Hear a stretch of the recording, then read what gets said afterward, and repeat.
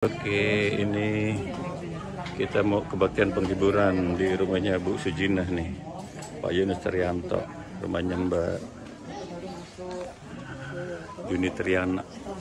Ini masih kurang beberapa menit lagi, yang bagian dalam, yang bagian di samping tuh sampai ke belakang masih pada berdatangan. Kita masih menunggu. Kita parkirnya di lapangan sana. Namanya lapangan apa Pak ini? Ini lapangan Sidorahayu. Sidorahayu, lapangan Sidorahayu. Luas lapangannya. Ya lapangan bola, jadi besar lapangan. Pokoknya 100 mobil aja cukup. Lapangannya 1 hektar. Nih rumahnya Bu Sujinah. Oke, jam 4 kurang 5 menit. Semakin banyak yang datang. Ini rombongan mana ya? Padang Ratu bukan ya? Iya kayaknya Padang Ratu ini.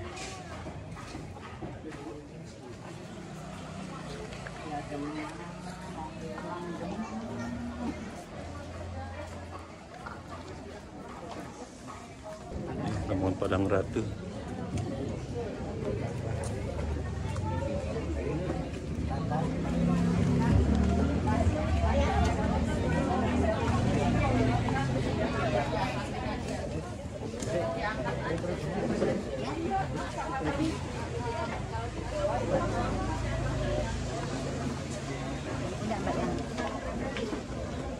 Saat ini kita mulai dengan mendengar firman Tuhan dari Matius pasal 11 ayat 28.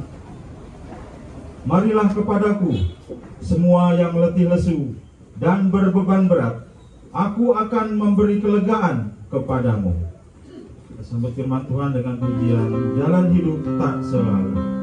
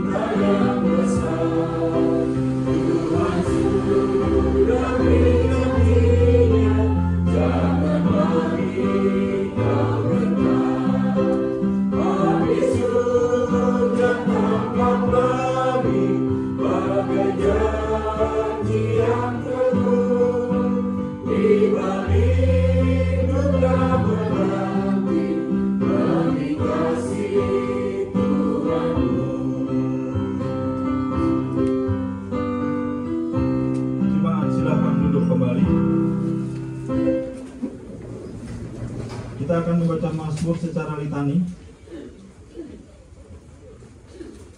Hanya pada Allah saja kiranya aku tenang. Hanya Dialah gunung batuku dan keselamatanku. Ada Allah, ada keselamatanku. dan kemuliaanku. Gunung batu Tuhanku, tempat perlindunganku ialah Allah. Percayalah kepadanya setiap waktu, hai umat. Curahkanlah isi hatimu di hadapannya.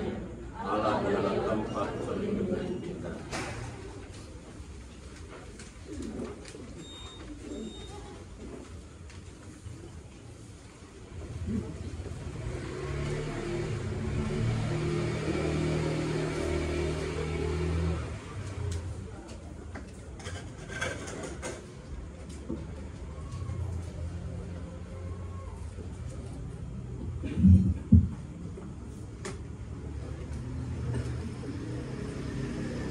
Bapak, Ibu, Saudara, dan anak-anak yang dikasihi Tuhan, dalam bagi keluarga Bapak Yohanes Trianto dan Bapak Bambang Kuseto atas dimuliakannya Saudara Tenta Luisandi, kita akan membaca dan merenungkan firman Tuhan. Sebelum kita membaca dan merenungkan firman Tuhan yang akan menjadi dasar bagi kita dalam kebaktian penghiburan ini, mari kita berdoa. Kami bersyukur Tuhan, seperti pujian yang baru saja kami lantunkan, bahwa setiap kali hujan selesai, selalu tampak pelangi dalam kehidupan kami. Seperti fajar yang tidak pernah berhenti untuk terbit setiap paginya, seperti itu janji Tuhan tidak pernah terbatalkan dalam hidup kami, bahkan oleh kematian sekalipun. Terima kasih Tuhan. Kepadamu Allah yang mengasihi kami, Immanuel, Allah yang tidak pernah meninggalkan kami, Allah yang senantiasa hadir dalam ruang gumul dan ruang syukur kami. Kami akan membaca dan merenungkan firman-Mu. Kami ingin mengerti apa yang menjadi isi hati Tuhan dalam kehidupan kami. Hanya hidup jikalau kita hanya dalam hidup ini saja menaruh pengharapan pada Kristus, maka kita adalah orang-orang yang paling malang dari segala manusia. Tetapi yang benar ialah bahwa Kristus telah dibangkitkan dari antara orang mati sebagai yang sulung dari orang-orang yang telah meninggal. Dilanjut ayat 42. Demikian pula halnya dengan kebangkitan orang mati. Ditaburkan dalam kebinasaan, dibangkitkan dalam ketidakbinasaan. Ditaburkan dalam kehinaan, dibangkitkan dalam kemuliaan. Ditaburkan dalam kelemahan, dibangkitkan dalam kekuatan. Pada sore hari ini adalah kebangkitan Kristus adalah harapan hidup dan mati orang percaya. Jadi yang Paulus tekankan adalah kebangkitan Kristus. Berita Kristus, Injil atau kabar baik itu bukan hanya tentang nasihat moral. Itu berbicara tentang jaminan kehidupan, bahkan kematian dari orang percaya. Itu mengapa tidak menjadi konyol ketika menjadi orang percaya. Walaupun setiap hari hidup kita berhadapan dengan kematian demi kematian. Apalagi waktu COVID waktu itu ya Bapak Ibu. Kematian itu seperti apa yang kita lihat sehari-hari. Gak berhenti. Nah kalau Alkitab ini atau Injil atau salib Kristus, kebangkitan Kristus itu kita hanya lihat sebagai nasihat moral, maka kita bingung. Setelah orang yang kita kasihi ini meninggal, kemana dia? Apakah dia akan terurai dengan tanah dan begitu menjadi dingin kesepian di dalam? Apakah hanya seperti itu? Lalu kita akan meratap, kita menangis, kita kehilangan pengharapan. Kalau kita berhenti pada kebangkitan Kristus itu hanyalah nasihat moral. Karena itu Bapak Ibu dan Saudara yang dikasihi Tuhan, dari sekian berapa ayat yang kita baca ini, kita akan melihat tentang pentingnya memahami kebangkitan tubuh yang diajarkan oleh Tuhan melalui Rasul Paulus. Ya. Bahwa berbicara tentang kebangkitan sekali lagi, itu bukan hanya berbicara tentang ajaran moral, tapi itu berbicara tentang sesuatu yang sangat mendasar dari kepercayaan orang Kristen. Memandang bahwa kebangkitan tubuh itu bagian dari kemenangan atas dosa dan maut. Melalui kebangkitan, Allah menghapus penderitaan. dan orang percaya akan hidup dalam kekekalan. Jadi kalau kita masih hidup, kehidupan kita melekat pada kefanaan sementara saja. Kadang kalau kita kecelakaan, bisa salah satu dari kaki kita diamputasi. Rapuh sekali kehidupan kita. Kita kena gula, kita kena glukoma, atau mungkin seperti opa saya kena serbuk pohon kelapa di matanya, harus dioperasi dan diangkat bola matanya. Begitu rapuh kehidupan yang fana ini. Tetapi ketika kita sudah mendapat tubuh yang baru, bahkan sakit pun kita tidak rasakan lagi. Kalau di dalam tubuh yang fana ini, kita bisa dilepaskan, ada yang diambil, ada ginjal yang diambil separuh karena penyakit, ada bagian organ orang yang sakit gula bisa diambil, diamputasi beberapa bagiannya karena penyakit diabetes gitu. Di dalam tubuh yang fana bisa terjadi yang seperti itu. Maka di dalam tubuh yang telah diubah, tubuh yang telah kekal itu tidak ada lagi yang bisa diambil. Karena tidak ada lagi rasa sakit, tidak ada lagi kematian, tidak ada lagi kedukaan. Orang akan hidup kekal selama-lamanya. Kekal. Itu perbedaan antara tubuh yang fana ini dengan tubuh yang telah diubah. Tubuh yang baru itu sesuai dengan kehidupan yang kekal. Paulus menyebut tubuh kebangkitan sebagai tubuh yang telah disesuaikan dengan hidup di kerajaan Allah. Dia bebas dari sifat duniawi, gitu ya. Kalau kita belajar dari saudara-saudara kita, Buddha misalnya, alasan orang menderita itu adalah keinginan. Dan ternyata kalau kita cari juga dalam surat-surat Paulus, akar dari penderitaan, dari pencobaan itu keinginan. Nah kalau kita sudah hidup di dalam kehidupan yang kekal itu, tidak ada lagi keinginan. Karena semuanya telah menjadi sempurna. Kalau tidak lagi ada keinginan yang tidak tercapai, kalau tidak ada harapan lagi yang tidak tercapai, maka tidak ada lagi penderitaan. Jadi Paulus menyampaikan tidak, gitu. Bahwa kita orang percaya tidak seperti itu. Justru hidup yang sementara itu ini betul, tetapi akan ada hidup yang kekal. Kematian ketika Kristus datang untuk kedua kalinya, akan ada kematian kekal atau kehidupan kekal. Jadi untuk keluarga yang berduka, ibu, ya, bapak, Mbak Yana, firman Tuhan ini untuk kita. Boleh nggak kita berduka? Boleh. Karena Tuhan menciptakan kita secara utuh. Ada yang namanya fisik ini, ada yang namanya mental, ada yang namanya perasaan. Makanya sekarang banyak psikolog dan seterusnya.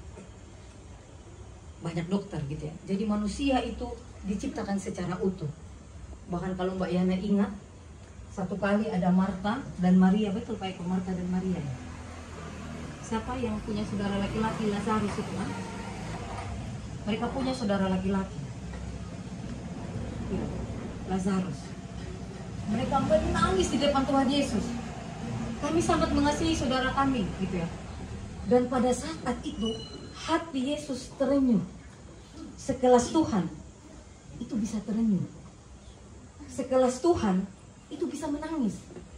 Jadi kalau ada manusia yang tidak terenyuh, tidak menangis akibat sebuah perpisahan, itu sakit. Itu sedang tidak menerima dirinya sebagai penciptaan yang utuh di hadapan Tuhan. Jadi terimalah duka itu. Itu bagian dari kehidupan. Kita hanya manusia. Sekelas Tuhan saja menangis. Dan gak main-main, Mbak Yana. Karena Tuhan itu begitu terenyuh, dia membuat mujizat, dia bangkitkan Lazarus. Bayangkan. Kalau kemarin Mbak Yana punya kuasa, pasti sudah bangkitkan Mas Penta. Sekelas Tuhan, hatinya bisa digerakkan oleh belas kasihan untuk membangkitkan orang mati yang pada akhirnya juga mati. Bapak Ibu tahu akhir kisah dari Lazarus? Apakah dia masih hidup sampai hari ini di Israel? Enggak kan? Bahwa memang kita ini memang harus mati karena ini fana. Kita harus kembali menjadi debu, tubuh yang ini. Akan ada tubuh yang diubah yang namanya tubuh kekal itu, tubuh rohani itu. Dan Yesus tahu itu. Tetapi dia mengerti bahwa manusia itu diciptakan dengan perasaan. Dan sebagai tubuh manusia, hatinya terenyuh. Dan dengan hati yang terenyuh itu, mampu menggerakkan kuasa yang besar sampai membangkitkan orang yang sudah berbau 4 hari di dalam kuburan. Jadi kedukaan itu bagian yang utuh dari kehidupan manusia. Jangan merasa terkutuk. Jangan merasa sial. Jangan merasa malam. Jangan merasa hidup ini sampai di sini. Anak kami yang hilang itu, keluarga kami ini paling gak benar dari orang lain, makanya kami berduka. Tidak. Peristiwa Lazarus itu mengingatkan itu. Nah, tetapi kita tidak boleh tinggal dalam kedukaan itu. Tuhan mengkonfirmasi perasaan duka kita. Tuhan mengizinkan kita berduka, bahkan Tuhan menangis gara-gara tangisannya dan membangkitkan orang. Tidak apa-apa berduka. Tetapi ingat dalam firman Tuhan yang kita baca pada sore hari ini, bahwa orang Kristen itu berduka, tapi dia tidak kehilangan pengharapan. Karena dia tahu memang itu seni dari kehidupan. Orang Jawa bagus sekali dalam menggambarkan kehidupan. Bahwa urip itu mampir ngombe. Ya. Hidup itu hanya mampir minum. Itu benar sekali. Jadi kita boleh berduka karena kita punya apa yang namanya perasaan. Tapi duka kita itu tidak akan berlarut-larut. Kita tidak akan melepaskan tangan Tuhan. Ayub bilang, kita tidak akan menerima yang baik-baik saja. Kita berproses dalam duka ini. Jangan menunda kedukaan. Ada orang yang dilarang, jangan menangis, jangan menangis. Akhirnya, orang itu dilarang menangis, kedukaannya tertunda, orang itu sakit mental. Itu juga salah Bapak Ibu. Karena duka itu harus dilewati. Ada orang yang kedukaannya sebentar, tetapi ada orang kedukaannya panjang. Izinkan dia berproses bersama dengan Tuhan. Jemaat Tuhan, keluarga besar, bertugas untuk mendampingi. Karena tidak baik sebuah kedukaan yang tertunda. Biarlah kedukaan berjalan pada waktunya. Karena segala sesuatu ada waktunya. Makanya di pesta kita tertawa, dan di tenda duka kita menangis. Alkitab sampai memberikan sedetail-detail itu. Tetapi jangan tinggal lama dalam perkabungan itu. Jangan terlalu lama di sana. Dan di dalam ruang duka itu jangan lepaskan tangan Tuhan. Perhatikan wajahnya. Lihat dia juga sedang menangis bersama dengan keluarga. Tapi dia ingatkan, berusaha mendengar bisikannya di dalam hati kita yang sedang menangis. Bahwa Mas Penta sudah mendapat tubuh yang kekal. Dan tubuh kekal itu tidak akan pernah mati. Dan tubuh kekal itu tidak lagi merasakan perasaan-perasaan manusia. Dan tubuh kekal itu tidak lagi merasakan sakit. Dan tubuh kekal itu sedang bersama-sama dengan Bapa di surga. Dia sudah mendapatkan tempat yang terbaik. Katakan kepadanya sampai jumpa di keabadian. Karena kita semua, saya dan Bapak Ibu, kapan waktunya kita akan berjumpa dalam keabadian itu. Jadi berproseslah dalam duka, tapi jangan lepas tangan Tuhan. Lihat wajahnya, lihat matanya, dia sedang menangis dengan kita, tetapi dia juga sedang memeluk erat kita dan mengatakan bahwa Penta, saudara Penta, sedang berada di dalam pelukan saya, di dalam tubuh yang kekal, yang tidak lagi merasakan sakit dan tidak akan pernah lagi mengalami kematian. Amin buat firman Tuhan saat teduh untuk kita. Dengan memujikan Kidung Penghiburan halaman 41, bait 1, 2, dan 4, lebih dekat kepada Tuhan.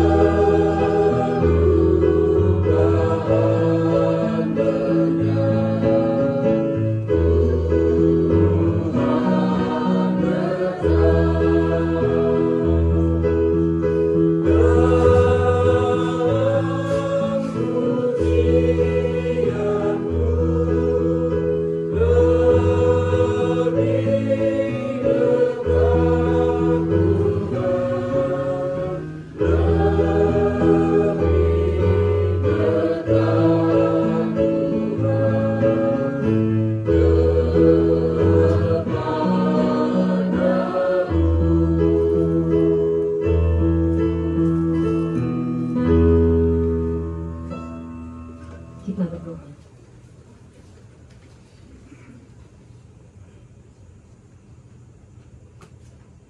Dalam duka yang kami alami Tuhan, kami tetap bersyukur kepadamu. Karena firman-Mu mengingatkan kepada kami bahwa dalam diri Yesus Kristus, Tuhan menghargai setiap kedukaan yang kami alami. Dalam diri Yesus Kristus, Tuhan menunjukkan empati, bahwa juga Tuhan merasakan apa yang kami rasakan ketika kami kehilangan orang yang kami kasihi. Terima kasih Tuhan. Terima kasih karena Engkau pernah terenyuh. Hatimu pernah tergerak warga di tempat ini Tuhan. Hati kami dihiburkan. Kami bersyukur karena musim kehidupan kami senantiasa berganti, tetapi Tuhan tidak berubah dalam hidup kami. Tuhan mengizinkan kami mengalami kesukaan besar dalam puncak, di atas puncak kehidupan kami. Tuhan mengizinkan kami patah hati, kami remuk jiwa di dalam lembah terdalam kehidupan kami. Memeluk erat keluarga, terkhususnya bagi keluarga Bapak Yohanes Trianto dan bagi seluruh keluarga Bapak Bambang Sukusnya.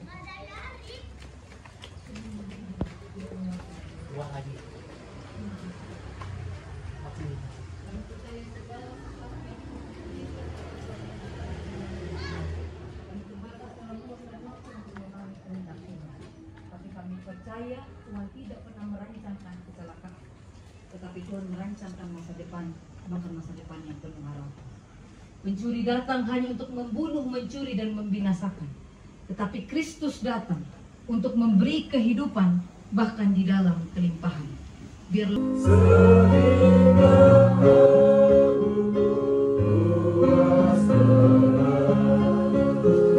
Jemaat diundang berdiri.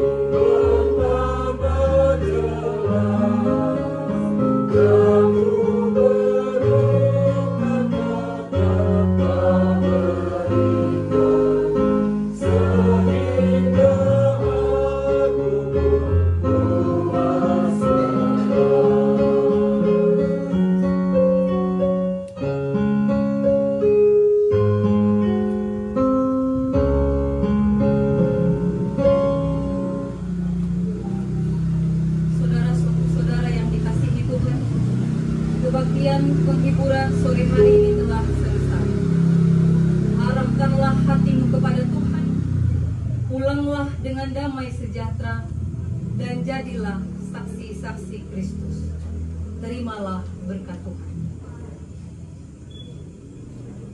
Kasih karunia Tuhan Yesus Kristus dan kasih Allah Bapa dalam persekutuan dengan Roh Kudus menyertai saudara sekalian. Amin.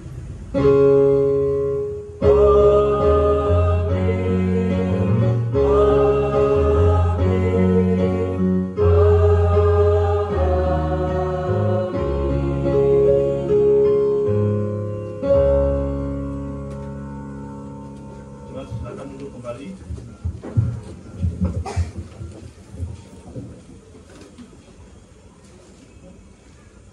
Silakan mengambil saat teduh.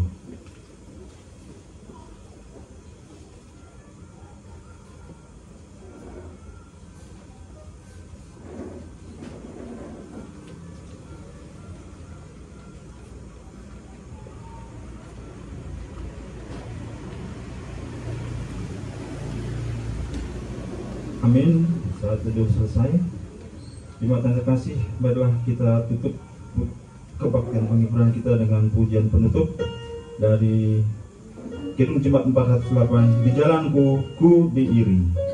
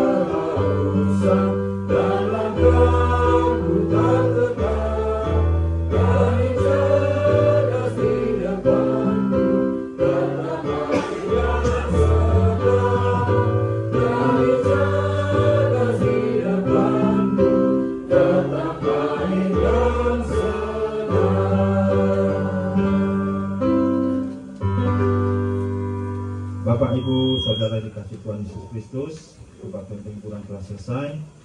Dan selanjutnya kita akan meneruskan pertemuan kita pada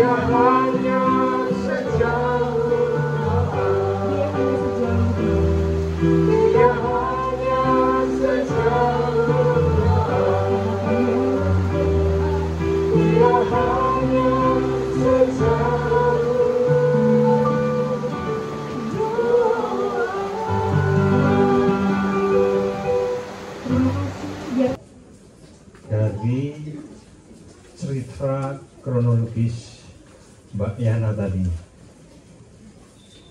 Teks lagu sudah ada di depan kita. Indah rencanamu Tuhan.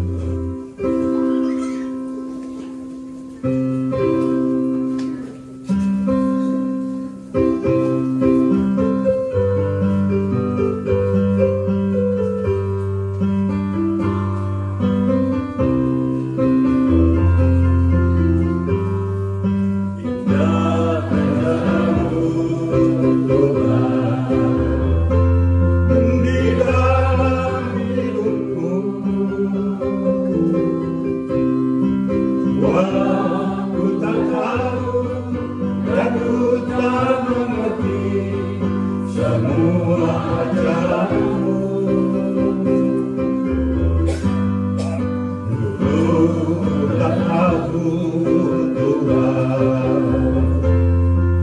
berat ku rasakan,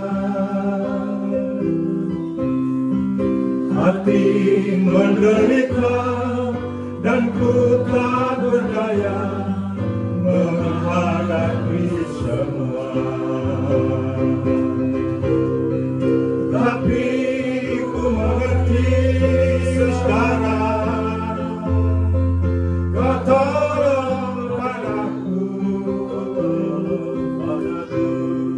Kini ku melihat dan ku merasakan indah rencana-Mu. Tapi ku mengerti sekarang, Kau tolong padaku. Kini ku melihat dan ku merasakan indah rencana-Mu.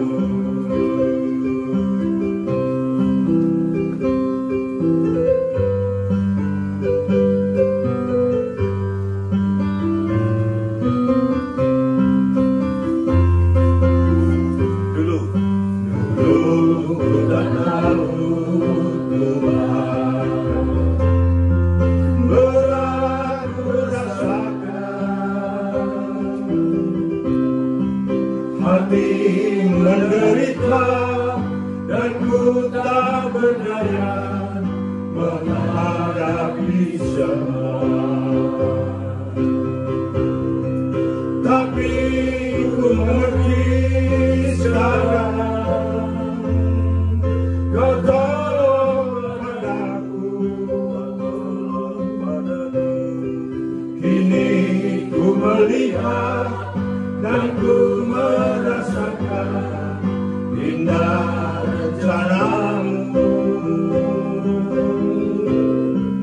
Tapi ku mengerti sekarang, Kau tolong padaku. Kini ku melihat dan ku merasakan indah rencana-Mu.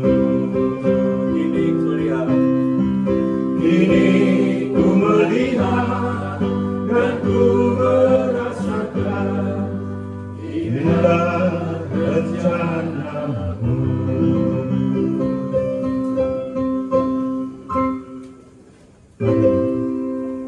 Mari kita berdoa.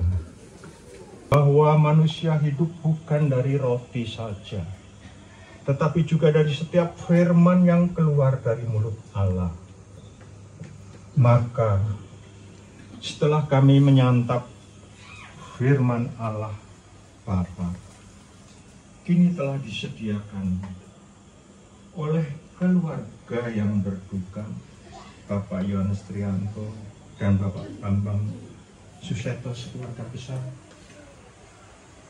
merupakan makanan sebagai ungkapan kasih untuk santapan kami bersama pada hari ini. Kami merasakan di tengah suasana duka, kami datang bukan semata berempati, tetapi juga bersimpati untuk meringankan beban duka cita yang melanda, menerpa keluarga besar kami, Bapak Yohanes Trianto dan Bapak Bambang Suseto, serta tunangan tercinta atas meninggalnya saudara kami, anak kami terkasih, Penta. Biarlah peristiwa ini, sekalipun keluarga di sini memberikan makan pada kami, ini bukan bagian dari sebagai rasa dendam, rasa kecewa, tetapi sungguh merupakan rasa sukacita kebersamaan. Bapak Surgawi, biar Jam 6 Ibadah udah selesai, Ramatama sudah, jadi ini ada pamitan. Salah biar orangnya nggak disalah.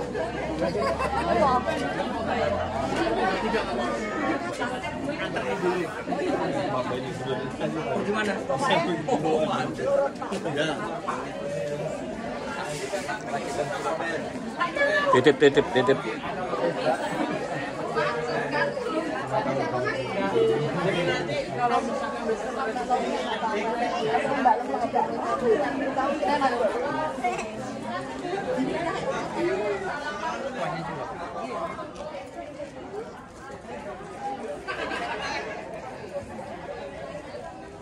Ya, jam 6 menjelang maghrib.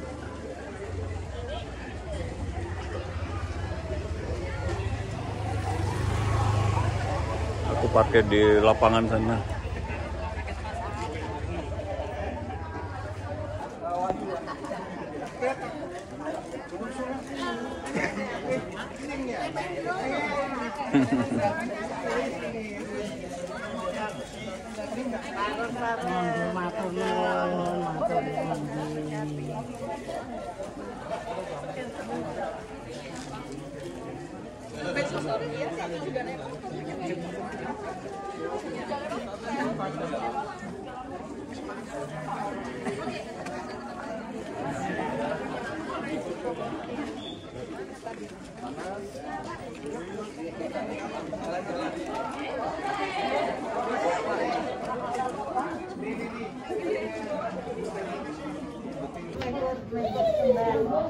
Terima